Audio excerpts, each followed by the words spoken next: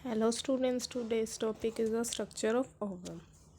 ठीक है, जो ओवम होता है उसको हम एग सेल्स भी बोलते हैं। ये एक तरह का नॉन मोटाइल होता है और फर्टिलाइजेशन करता है विद मोटाइल स्पर्म्स के साथ। ठीक है, यहाँ पर स्पर्म्स लिख लेना।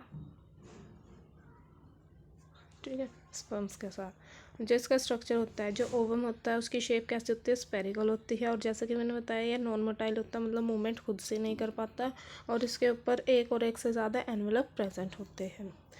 जो ओवम होता है वो है माइक्रोलिथल्स होता है, मतलब इसमें योक की अमाउंट क्या होती है, कम होती है, और जो साइटोप्लाज्म के अमाउंट होता है वो ज़्यादा होता है।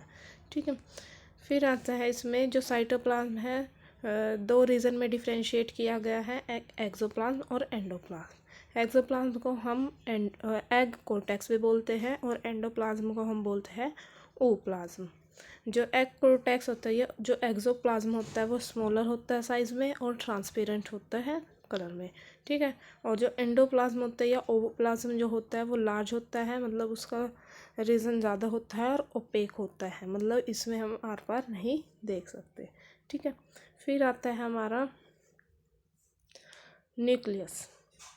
जो न्यूक्लियस होता है इसमें वो क्या होता है, एक्सेंट्रिक होता है, मतलब सेंटर में ना प्रेजेंट होकर एक साइड पर ही प्रेजेंट होता है। जैसे ये इसमें एक साइड पर ही प्रेजेंट है। प्रेजेंट होने के लिए यहाँ पर सेंटर में भी प्रेजेंट हो सकता है, लेकिन एक्सेंट्रिक का मतलब होता है एक साइड प्रेजेंट होता है। In positions of human ovum has a polarity. ठीक है, the side of the ovum with nucleus, जिस साइड न्यूक्लियस प्रेजेंट होता है या जो पोलर बॉडी प्रेजेंट होती है उसको हम एनिमल पोल बोलते हैं, और उसकी जो अपोजिट साइड होती है उसको हम वेजिटल पोल बोलते हैं। ठीक है, ये है हमारा स्ट्रक्चर ओवम का। इसमें सबसे पहले क्या होता है, ये है न्यूक्लियस।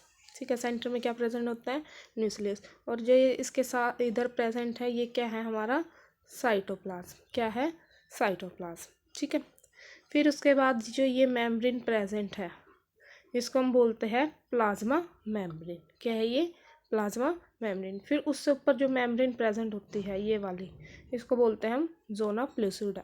ठीक है, फिर इनके बीच में प्लाज्मा मेम्ब्रेन और जोना प्लूसिडा के बीच में जो स्पेस प्रेजेंट होता है उसको हम बोलते हैं पेरीविटल स्पेस। यहाँ पर जो ये स्पेस है ना इनके बीच में, इनको बोलते हैं पेरीविटल स्पेस। ठीक है, और जो आउटर ये मेम्ब्रेन होती है ये होती है कोरोना रेडिएटम। ठीक है।